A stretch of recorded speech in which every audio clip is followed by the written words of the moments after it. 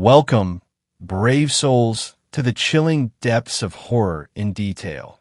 Today we're going to share prison horror stories.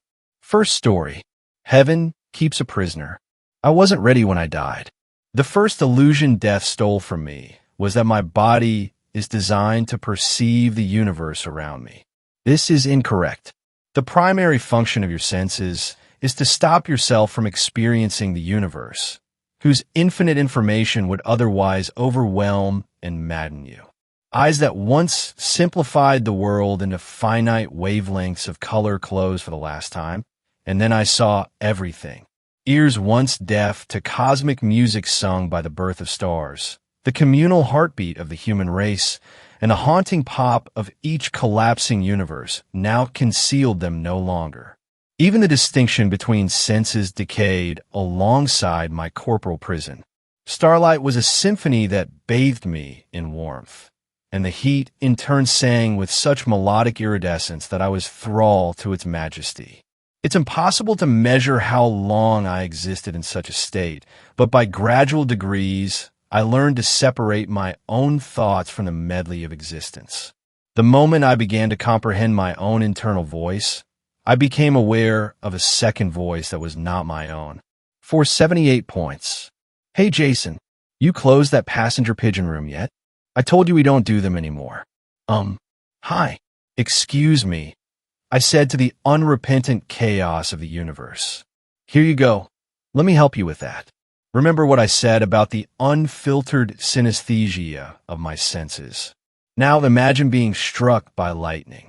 A moment later, I found myself with hands and knees to collapse onto the stone floor with my new lungs racing a marathon. Holy shit, did that hurt. I kind of wanted to do it again. 478 points, up from 314 last time. Solid performance. I don't know what was harder to accept. My naked new body, which looked exactly like my old one, the colossal stone cathedral I suddenly found myself within, or the koala bear who sat in front of me with a clipboard. He flipped another page. Oh, that explains it, the koala said in its soothingly gruff undertone. 50 points for loving someone and being loved in return. That's always a nice boost. Then you picked up another 20 from that album you released in the 80s. Touched more lives than you'll know with that one. You were keeping score? I'd hate to think what people got up to if we weren't. Lost 12 points because you stopped visiting Mark when he got cancer, but you got a few of those back when you played at his funeral. Hey Jason, what's accepting your own imperfections worth? We got new numbers on that yet. He was answered by the incomprehensible shriek of an eagle. Shit man, right back at ya, the koala hollered. Have you always been a koala? I asked. Have you always asked stupid questions? You're lucky we don't dock points for that. Kidding. Sort of. This way now. The koala slid the clipboard under his arm and began a brisk waddle. I hurried to keep pace, doing my best to avoid the absolute zoo which thronged the stone hallway onward. Up the great diverging staircase with its goats and mountain lions. Past the library whose shelves bustled with scaling monkeys. Over the pools filled with playing otters and thrashing fish. Beneath the gargantuan brass dome revolving with teeming flights of birds, the koala explaining as we went. Long story short, if your life brought more good into the world than evil, you're going to end up with more points than you started. Your 478 points can unlock any of the rooms on this floor, except for the psychic and the prophet, which are both 500. Think of your choice as an investment. Coming back as a human will be expensive, but you also have the greatest capacity to improve your score. The only rule is that you pick something on the right floor for your budget. What would happen if I didn't have any points? Or went below 0? I hadn't been aware koalas could even grin before this moment. Generally, you'll just keep going down. It's hard to get out of the negatives once you've started. So if you can't figure out how to do some good, then you're forced to keep choosing worse and worse punishment rounds. Get far enough negative, and suddenly you're looking at a demon or a vampire or the like. Some people actually do evil on purpose to aim for that, though. Can you imagine?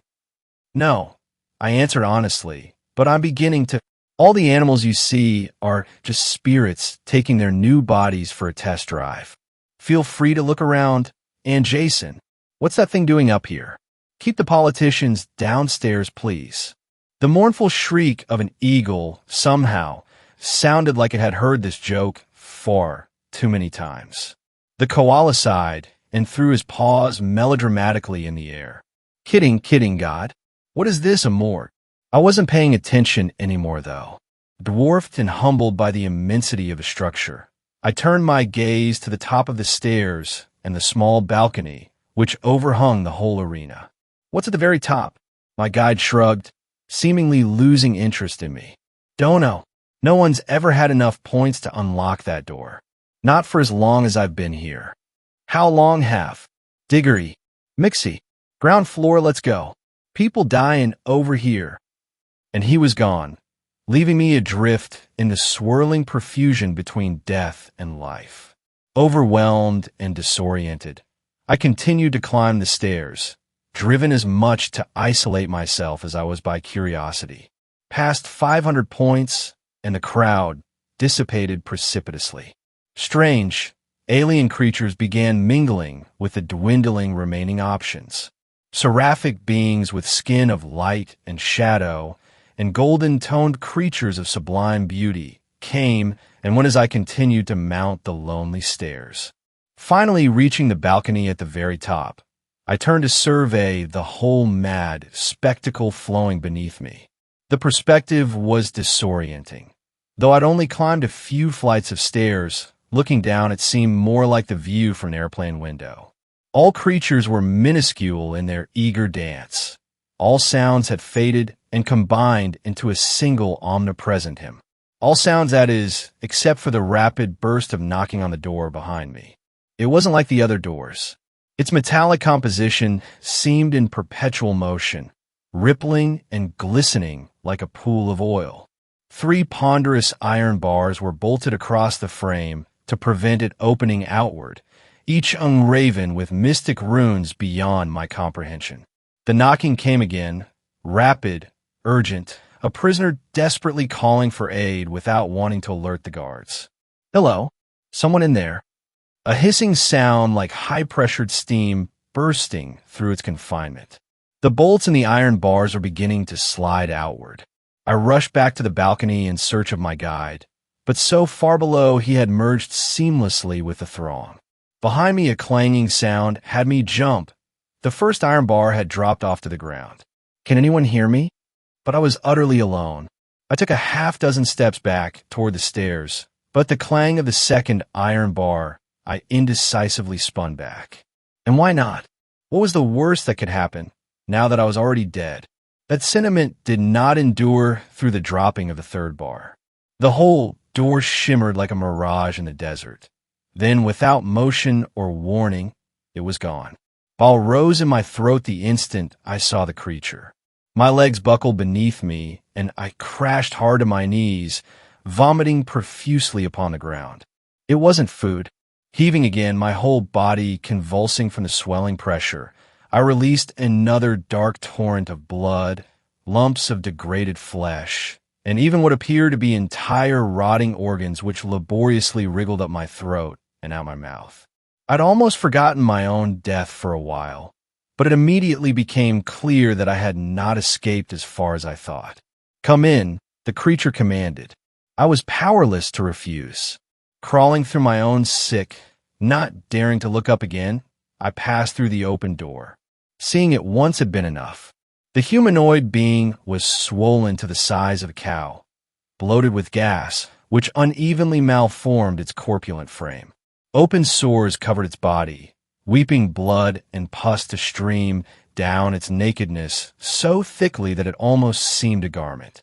Gaping mortal wounds punctured its chest and belly in many places, allowing clear sight all the way through to its broken and uneven ribs. Somehow, worst of all, the unblemished face of a young boy stared out from that mockery of human life. Are you alone? More alone than I've ever been. I nodded, still not looking up.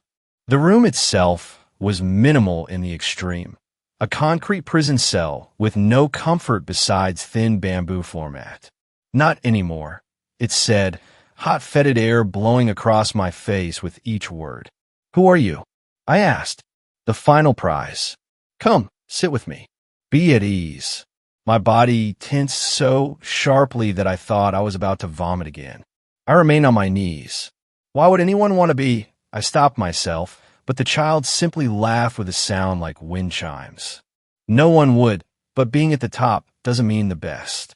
It simply means that I have the greatest capacity to do good or evil. I can create life or end it. Does that sound like a power you'd want to have? I shook my head, finally daring another glance. The creature had leaned forward on its mat, its terribly perfect face mere inches from mine. The boy sighed and leaned back once more. Me neither, which is why I remain in this place. My influence is too great, and any good or evil I bring into existence is multiplied countless times. If I allow that to happen, then I will die with so many points that I am forced to be reborn within this same cursed form. So you have the power to do anything, but instead you sit here and do nothing? Not nothing. I wait to die. That's the only way for me to reset to 0 points and have another chance to begin again. Unless, of course, the child's face was drawing closer. The stench was too foul to breathe through my nose, but even having the air enter my mouth was enough to taste its rot. You invited me in to kill you then. I said it as matter-of-factly as I could, not wishing to cause offense. You aren't the first, he said, gesturing at the wounds which scoured its body. But through revulsion or weakness or cowardice, each have failed so far. Will you be the one to show me mercy? The thought of even getting close enough to harm the creature almost had me retching again. I still don't understand, though, I said, buying time. If you're the supreme power here, why can't you save yourself? The supreme power? Laughter like the wind, so sweet and so sad. Death is the supreme power, and I am his servant like any other. Don't think I have not tried to take my own life before. The act carries such significance that I simply find myself reborn in this same body. Here, you'll need this. A trembling hand reached out to me, its obese fingers fused at the joints. I recoiled by reflex, but I felt such pity for the creature that I fought against my instincts to accept the black dagger from his grasp. How do I end you? Through the eye, he begged. Are you sure? Such a dazzling smile from such a loathsome creature. I can't imagine how much he must have suffered, and I'm sure I would have asked the same in his place. The cool, dark metal felt righteous in my hand as I steeled myself for the killing blow. Some nagging doubt lingered in the back of my head, but I was so mesmerized by my disgust and sympathy that I could think of no other course. Won't you at least close your eyes? I asked. His smile widened, unnaturally so for the child's face. I've been looking forward to this moment for as long as I can remember. I'm not going to miss a moment. Worried that any hesitation would steal my resolve, I took the dagger in both hands and plunged it deep. That did not close, even as the blade slipped through it. It cut so easily that I felt no resistance until the very hilt was embedded in the boy's face. The smile faltered for the briefest instant before returning, then grimacing again as though fluctuating between agony and ecstasy. The massive body trembled, but I didn't relinquish my grip until its last spasm overbalanced the monstrosity. I scrambled to get out of the way as it toppled face first toward me, slamming against the ground and further pounding the dagger within its skull. Crowds parted around me as I returned down the staircase. Claws and talons pointed at me with undisguised fascination. Whispers and murmurs from the multifarious assembly swelled and faded like the ocean waves. I think I'd like to come back as a cat, I told the koala when I found him again. He was easy enough to locate, standing out in the open, seemingly paralyzed by shock. Cats seem to have things figured out. Jason, Mixie, anyone, the koala shouted in a hoarse, strained voice from the corner of his mouth, not taking his eyes off me for a moment. What is it? Did I do something wrong? An owl landed nearby, its head cocking from side to side to get a better look at me. Hey, Mixie, the koala said, still without turning. How many points do you get for killing God? You have a number for that somewhere. I swallowed hard, but I couldn't get rid of the dry lump in my throat. You're sure I didn't lose points? He stared dumbly at his clipboard. Considering what he would have done if you hadn't, yeah? Says act of mercy on here. You're way in the positive, my man. I'm not going to become that thing, am I? Not yet. You came here with 478, so that's what you're going back with. But shit, man, you've got so many now that. Unless I can spend them all next life, right? What? Unless I bring so much evil into the world that I break even. That's what you're saying, right? The koala looked helplessly to the owl who fluffed its wings in something resembling a shrug. Better do human again then, I said. I don't care what I have to do. I'm not going live as that monster. You're not serious, are you? The koala whispered. Do you have any idea what you'd have to do to? I killed God, didn't I? Who knows what I'm capable of? Now that I'm back alive, I suppose I'm going to find out. Second story. Prison ghosts. I started working at a prison about 3 months ago as a correctional officer. I work nights, 6 p.m. to 6 a.m. shift, and I work utility, which means that I do not have a permanent post yet. I work in whichever cell house they need me in. Now that I have gotten settled into the routine, it has given me more time to notice little things I might not have had the time to notice before. The past few nights, I have seen things I cannot explain rationally. 3 days ago, in the early morning hours, around 4 o'clock in the morning, I begin to see blackish wisps of movement in front of the cell runs in L cell house. Not in my peripheral vision, but straight on. It went on for a good 5 minutes or more. Too fast to have been smoke, and not all in the same direction. This cell house was built with no air conditioning, and the fans were not on at the time. The following night, same thing. I was beginning to lean toward a haunting, but it was still just wisps and glimpses of movement. This morning, around 4:20 a.m., in D cell house, I started noticing movement in the background as I was sitting in front of the computer, so I paused in my work to just watch. Then I saw what looked like the silhouette of a crouched human figure glide in front of a cell door and then disappear. This is the first time I have ever glimpsed what could be called an apparition of any kind. It wasn't scary, it was fascinating. I don't know if it is connected to the deaths we have had in the past few months or not. I hope that if it is lost souls, that they will find their way. I can't think of a more pathetic way to spend eternity than to be tied to the prison you died in. The forest prison.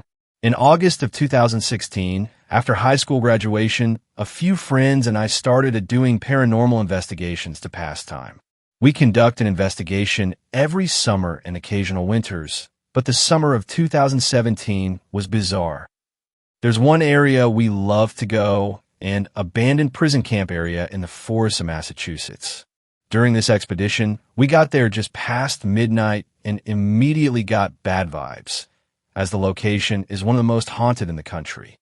We ventured down a small dirt road to a graffiti-ridden cement building, which was comprised of roughly 6 solitary confinement cells. The building was roughly 15 feet x 9 feet, so it was rather small.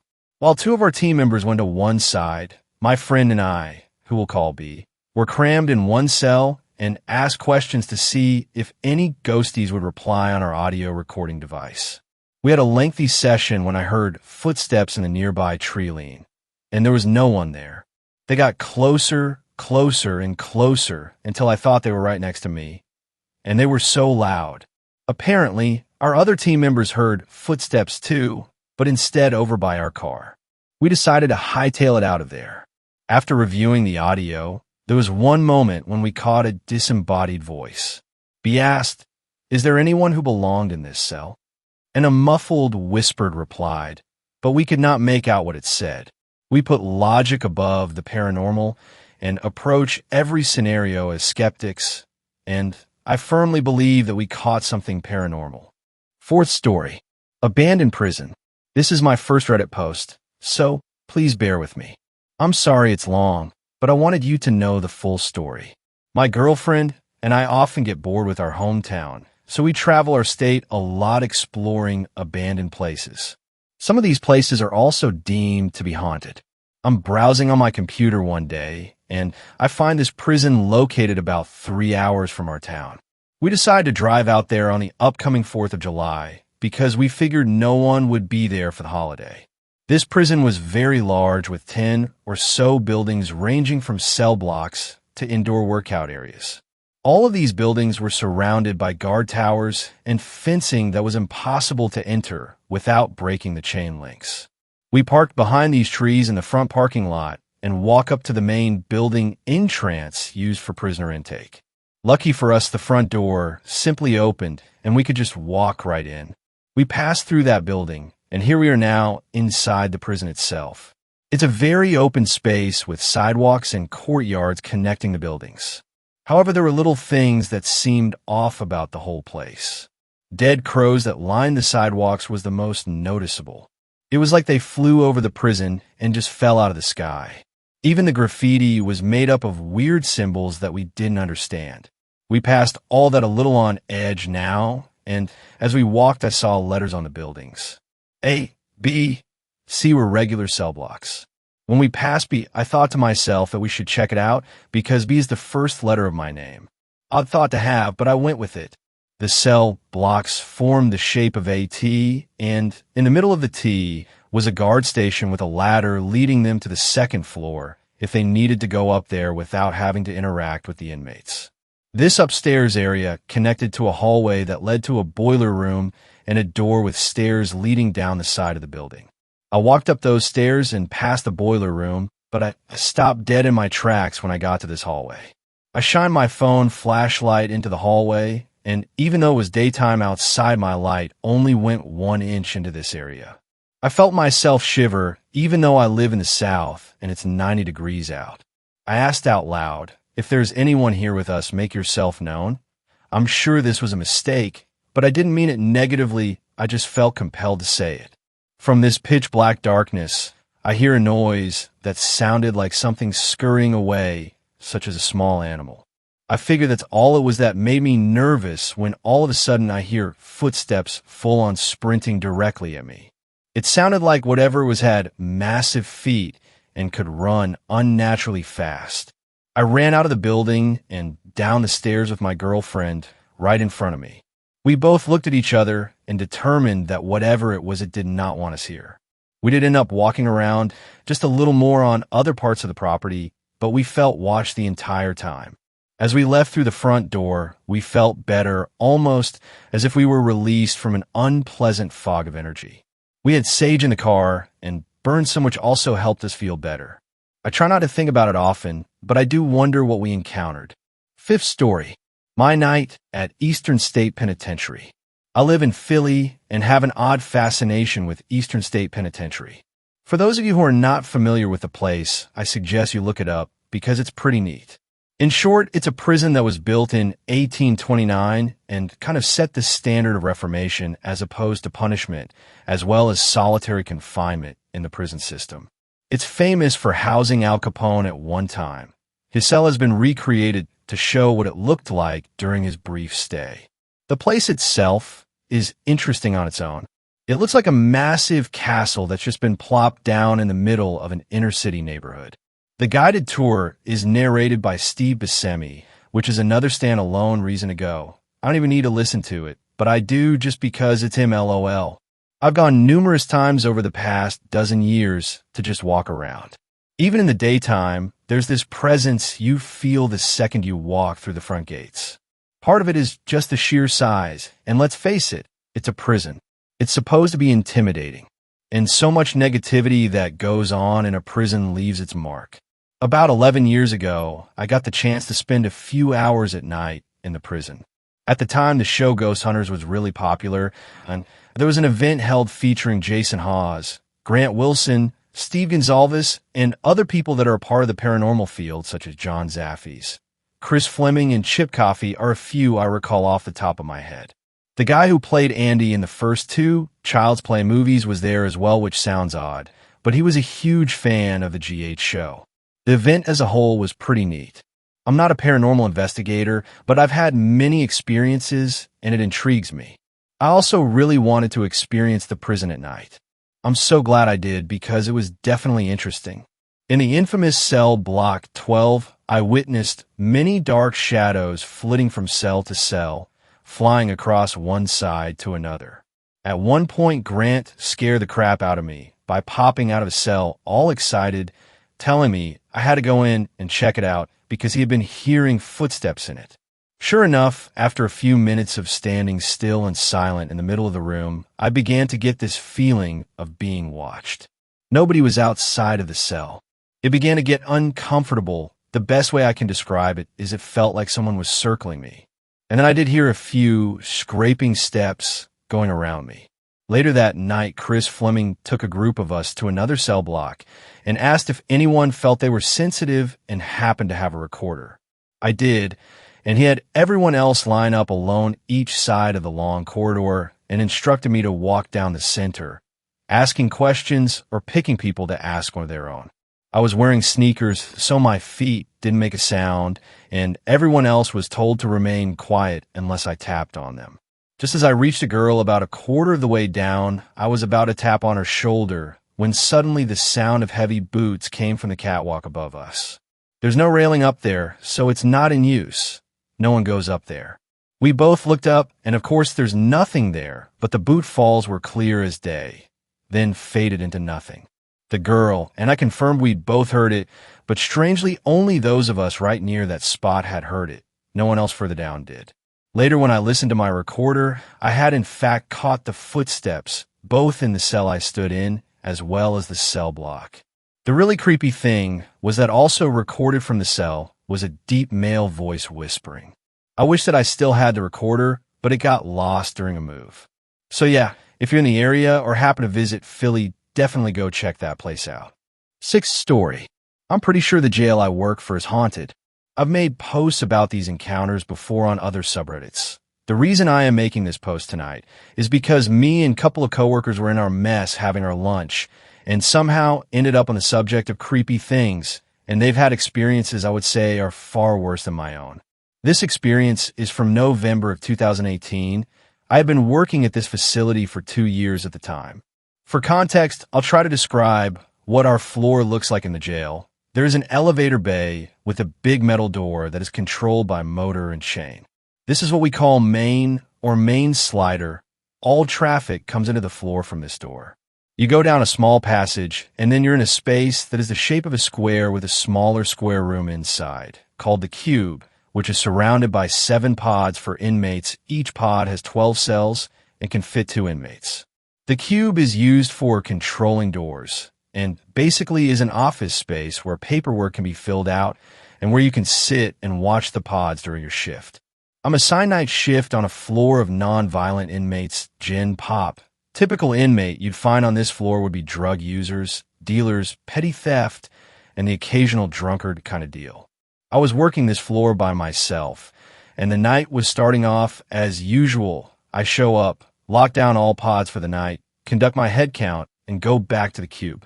An hour later, I conduct my hourly block check. Everyone's asleep or just chilling, so I return to cube. Not the second I finish sitting down, I hear the sound of someone kicking a cell door. I get up, I start flashing my light through the pods, and eventually narrow it down to be pod 6 cell. One inmate is frantic, screaming that his cell mate is coughing up blood and is shaking.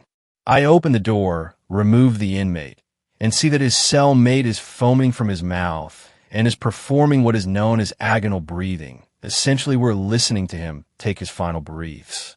Long story short, medical gets called, and he is eventually taken to the hospital, but he doesn't make it to the hospital and declared dead en route. Come to find out, the inmate had swallowed heroin before he was booked, and one of the packages ruptured while he was in the jail. It was unfortunate, yes, but it's not the first time it's happened, and surely won't be the last I file my paperwork and continue about life as normal. As another thing for context, we have cameras in the individual cell blocks. In cells, we went back and watched the footage of the incident to confirm there wasn't any kind of assault or general rough housing that would have caused the packages to rupture. The next night, I'm assigned the same floor. Similar process comes and goes. Show up, lock down the pods, conduct count, etc. Hour goes by, I do my standard check, go back to the cube. Again, as I go to sit, I hear 3 loud bangs coming from what sounds like be pod again. I go and I flash my light. Everyone is sleeping or chilling. I return to the cube, 3 more bangs this time. I refer to my touchscreen to see if the kicking is tripping the lock sensor in the door. Sure enough, B-Pod 6L is showing that it is being messed with. The cell was still locked down due to the events of the night before, so no inmates should have been in the cell. I go to the cell, open it, and double check to make sure nothing and no one is in the cell. No one is in the cell. My next thought is that the lock is malfunctioning. I exit the cell and walk to the cube to call for maintenance.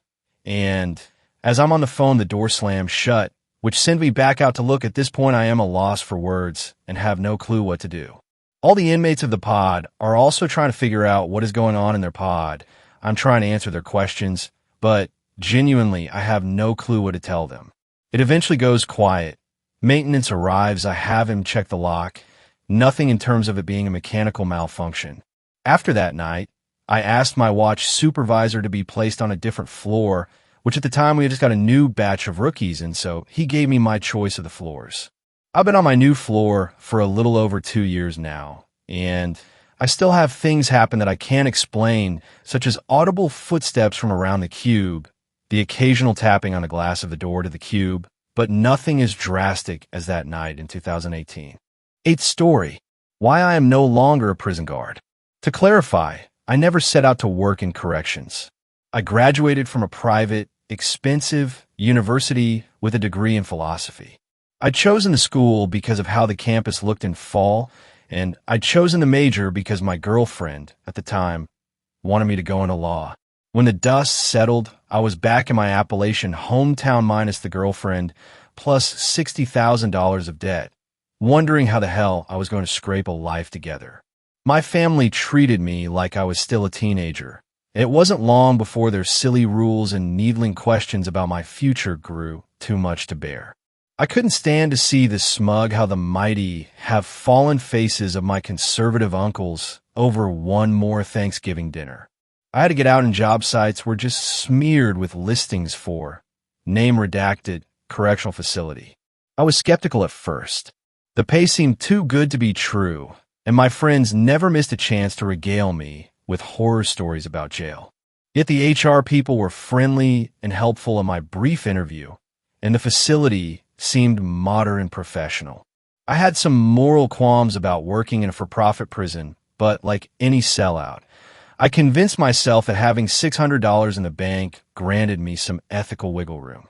On my tour, I learned that the complex had been built in the 1850s and had been plagued with scandal and corruption until the tight-bunned, smartly dressed corporate reps said proudly, "It was bought by our company in the 70s and reformed. We run a very tight ship here." The overall effect, though, was a Frankenstein building, Shawshank Redemption by way of Steve Jobs. Later, when I tried to find architectural diagrams of the place, it was clear that it had been renovated and rebuilt so many times no one was sure of anything really. The place sat on a twisted, tentacular maze of pipes, basements, dead corridors. Imagining those dank, lightless tunnels provided plenty of nightmare fuel on my first days. It was worse, and at the same time, not as bad as I'd feared. The prisoners were from a different world than mine, and they knew it. Getting a rise out of newbies like me was one of the few entertainment options in their sterile, sunlight-free world. On my first walk down the cell block, a Jamaican drug runner who'd shot 2 kids in a drive-by ran to his bars and spat blood at me, laughing as I sputtered and tried to wipe it off. I later learned he was HIV positive. On the other hand, my coworkers understood how difficult the first days could be and presented a pretty united front. As days went by, I came to understand the prisoners better, to their culture, how to interact with them, and the fact that they were humans like me. Things got so routine, to be honest, that I got a little bored. It was hard to socialize with the other officers. I had no interest in who won the game or how to keep a wife in line. I started just looking at things, trying to really see what was going on around me. And in this silent, solitary mode, I began to notice something strange. Power among prisoners is determined mostly by stature, either social stature in some gang or because of some exploit or physical stature, as in the ability to beat the daylights out of someone. There was one guy in yard, though, who didn't fit the bill. A slight, tanned, white guy, clean-shaven, with grandfather wrinkles and silver hairstyled like a corporate executive's. Unlike the other cons who would lift weights, huddle in circles gossiping, or play basketball, he would walk briskly around the yard or do some kind of methodical, yoga-like stretches. Sometimes he would just lay staring up at the clouds, or mark in a little notebook he always carried. I thought prisoners weren't allowed to have pencils, but something about the guy made me keep my distance. Our Ice Age ancestors lived as prey for millennia, and now I think it may have been those instincts that kept me away from Dave. Whenever I asked about him, everyone knew immediately who I was talking about. "Oh, that's Dave," came the reply, followed by a hasty, "Stay away from him." And that was where the information stopped. Any further inquiries were met with vague answers at best, or not so vague threats at worst. Like having a job? Like having a face? The CEO told me finally, then stop asking. I know I shouldn't have, but curiosity got the better of me. I waited until one of the computer terminals was unwatched and searched for Dave. Nothing came up. I searched his ID, his cell number, everything. It was like the man didn't exist, and in our metadata-driven world, that's quite an accomplishment. We amass huge dossiers on cons crime, gang affiliations, sexual habits, next of kin, and an SA wet dream. There wasn't even a date for Dave's arrival here. I kept watching, and the more I watched, the stranger things got. It was a windy day in October, gray and dreary. Plastic bags, dead leaves, and junk writhed like hanged men in the double fences of the yard. Dave was squatting, alone, with his notebook out. I walked behind him on the pretext of doing my rounds, and I was amazed by what I saw. Dave had sketched a caterpillar with skill like Da Vinci. On the opposite page was an illustration of a dandelion with the same artistic and scientific detail. Something about the way he shuffled made it clear he knew I was there. As I trudged away, I felt his electric blue, intelligent eyes burning into the back of my head. Brain boiling like a pot of worms. I thought, and had to stop the mad laugh building in my throat. The other prisoners stared. What was going on? I had somehow lost several minutes. I was back at the gate to the yard. I felt tears on my face, cold in the biting wind. Later that week, I played sick to escape my duty during Dave's yard time and went to check out his cell. Technically, that was just as illegal as looking up his personal information, since Dave was in Block C and I worked in Block B, but I was obsessed. When I reached his cell, I found it had a door like a science classroom's, not bars, and that my ordinary key wouldn't open it. The cell seemed normal, apart from the banned items in neat piles inside. Books and accompanying notes in several languages, more sketches, a chalkboard, and abacus, even candles. This was all in clear violation of regulations, but then again, who would I report it to? My CO had already made it crystal clear how he felt about discussing Dave. There was nothing to do but go back to my duty, with more questions than answers. When I returned to the yard the next day, the weather had cleared. The sun seemed to put all of us, cons and guards alike, in a good mood. The relaxed atmosphere gave me a lot of time to think about some of my recent decisions. Here I was with a good job, good hours, finally getting a handle on life, and I was going to throw it away for some funny old man. I've been stupid. It was just the time in life, I suppose, that made everything seem so odd and uncertain. I was caught up in my musings. I didn't realize that Dave was not among the other prisoners. I knew he was behind me before I turned. I moved with the dread of a child looking under his bed after a nightmare, but I hadn't expected him to be so close. Prison rules state that inmates maintain a certain distance from guards, and those rules are hard and fast. Yet Dave's face was less than an inch from mine. He stood there, grinning and chuckling his old man's laugh. Even then, I knew that laugh would echo in my dreams. I felt a scream welling up inside. Then burly arms were around me, pulling me into the bright fluorescent lights and away from the horror in the yard. I don't remember the stern lecture the CO gave me, or the four-drip in the med ward after, the hushed conversations of the nurses. I do remember laying in near paralysis on the Pepto-Bismol pink sheets, staring at broom closet, waiting for it to open like a toothless mouth while everyone's backs were turned. Faint laughter would echo out. Then it would pull me in. When I woke, I called my worried family and muttered something about dizziness. I ate a sticky bun from the vending machine, barely tasting it or noticing the dark glances of my coworkers. It wasn't until I got home that I found the torn bit of yellow notebook paper in my pocket. It was a Da Vinci perfect sketch of me sleeping in my bed at home. When I compared that drawing to my bedroom in my parents' house, everything matched, from the coffee stain on the table to the pattern of the sheets. I lay all night with the lights on, listening to classic rock and trying to think of other things. After that day, it seemed that Dave and I had a sort of truce. I wouldn't pay him undue attention, and he wouldn't, well, do anything further to me. I knew that I'd been let off with a warning, and not just from the CO. The nightmare stopped. I moved into a new apartment and started seeing a girl from OkCupid. Life, it seemed, was going back to normal. Until Salvador Sweet Rodriguez showed up. Sweet had been arrested at age 19 for shooting up a minivan to complete his gang initiation.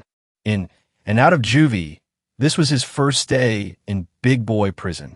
He showed up with a wild, violent look in his black eyes. He was determined to make it clear that no matter how thin and handsome he was nobody's meat for the shower room, and a cheerful-looking old white man seemed like an easy target. By the time I got to them, it was too late.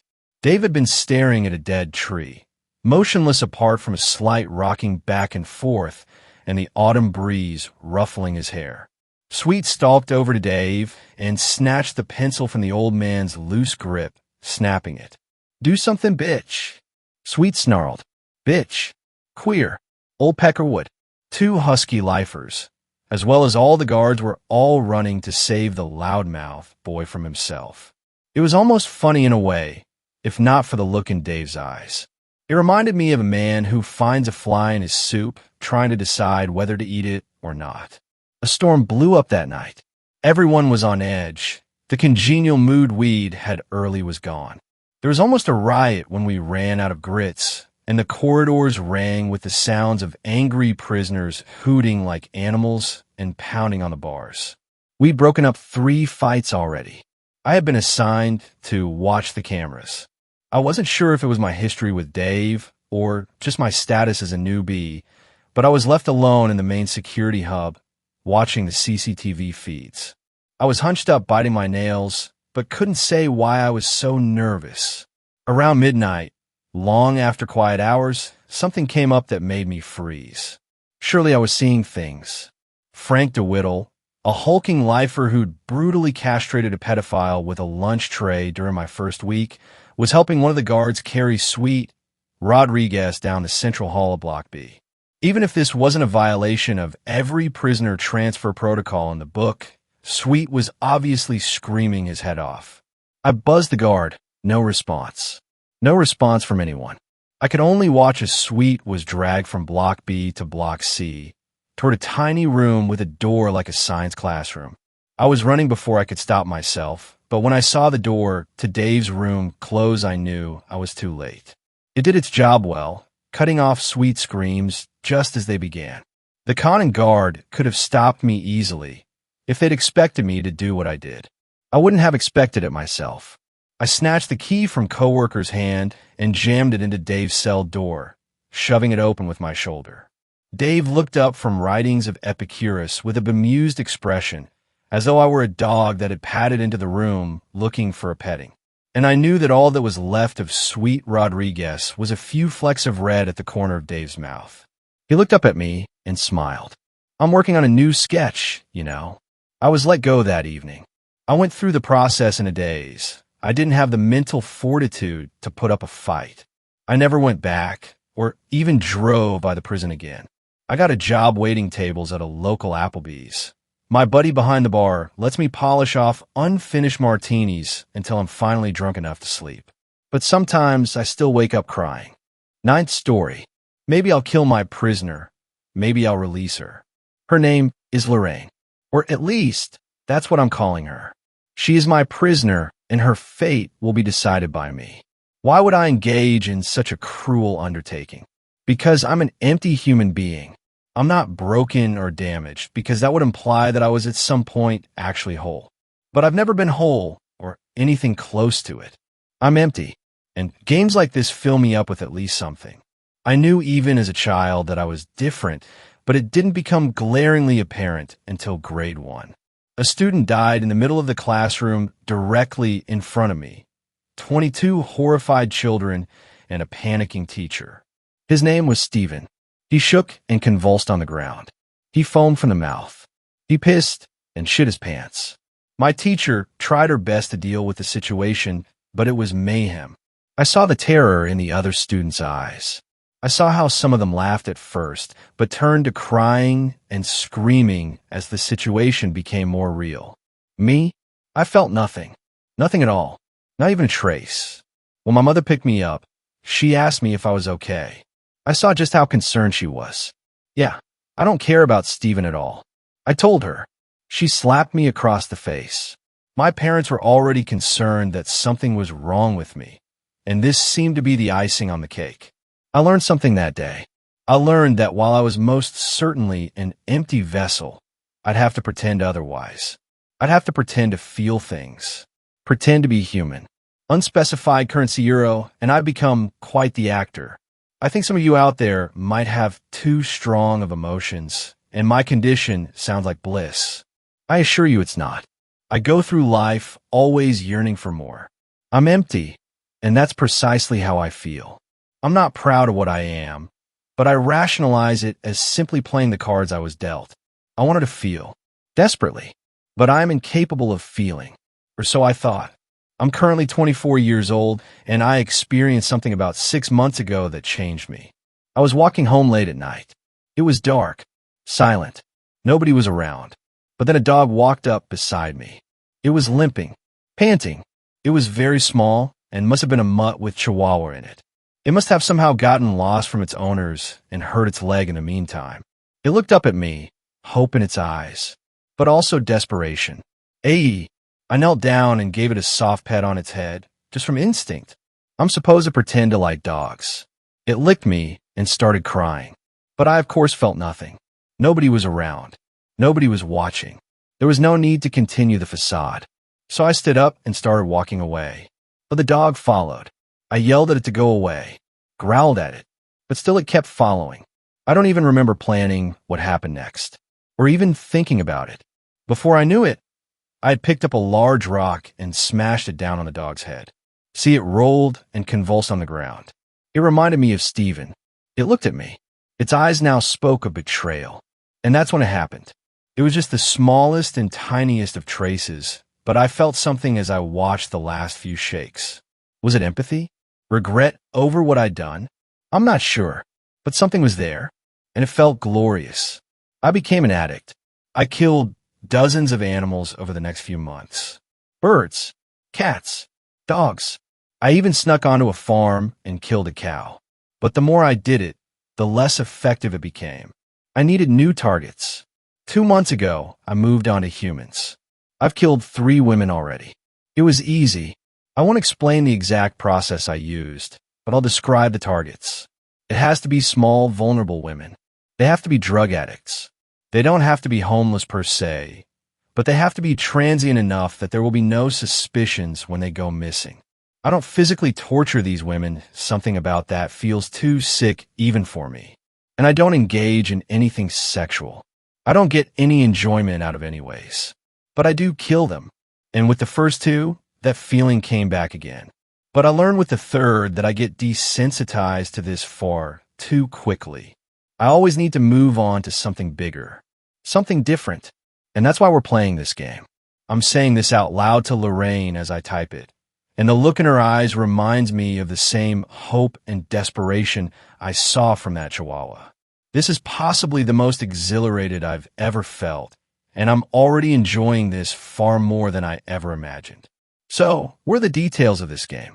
Well, I've added numerous secrets, tips, and clues in this post. There's a code that must be broken which will provide you with a password.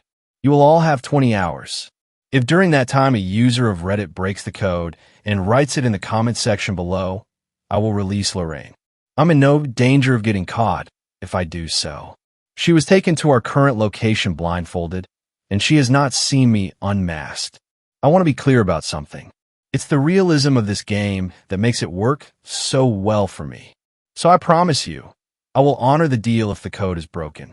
Maybe I made the code too easy and it will be solved very quickly. Or maybe Redditors will work hard but get nowhere close. Maybe this post will be completely ignored and nobody will comment on it all.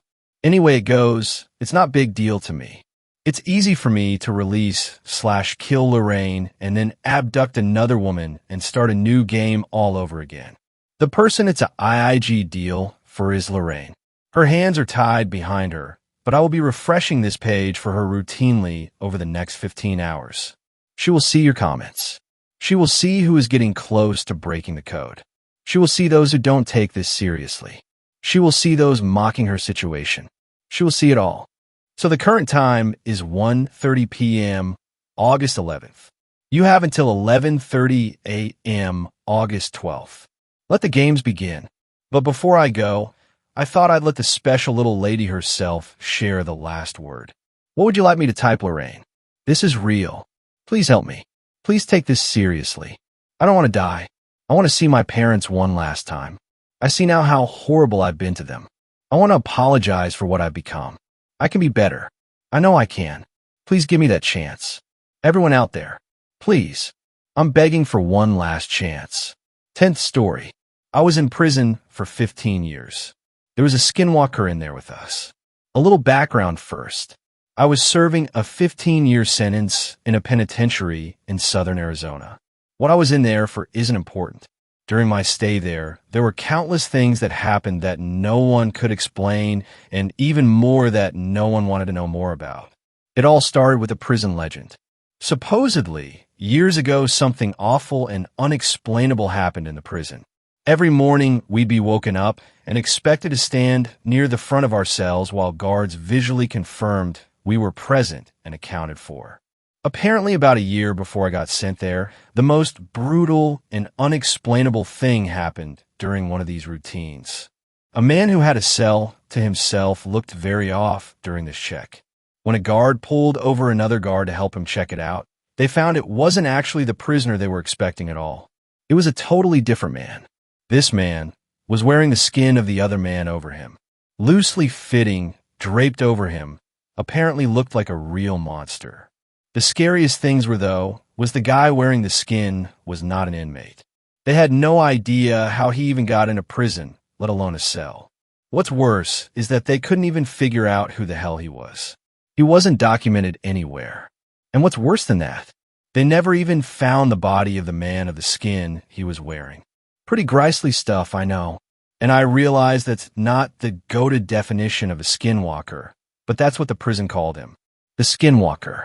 Didn't help that the guy never talked, apparently. Anyway, that's what started the whole skinwalker superstition around the yard. Apparently, the guy got shipped to a different spot about a month after it happened, and just about everyone in Gym Pop felt all the better for it. I heard about the story on the second day of my stay. Hell of a story to hear to place in your home for the foreseeable future. Now on to the real shit, though.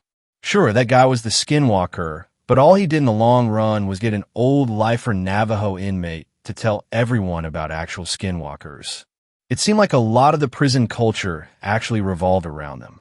Now, apparently, skinwalkers are tricky to point out on the spot, but if you manage to survive around one for more than a minute or two, almost everyone can tell the mannerisms are all off. They can mimic human speech, but not replicate it. They twitch manically. They have an unnatural gait while walking, but apparently they got better with experience.